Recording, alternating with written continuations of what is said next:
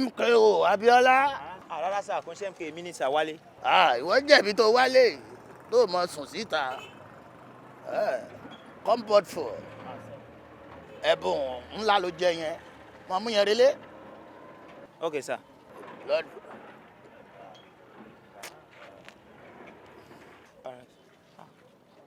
Ọ̀gá o, ẹ wà àgbàlagbà tó ń useless ara ẹ̀ kiri.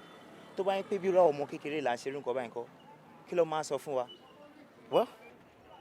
Ebi ń pàyà láyà wọn. Wọ́n tọrọ oúnjẹ lọ́wọ́ mi o.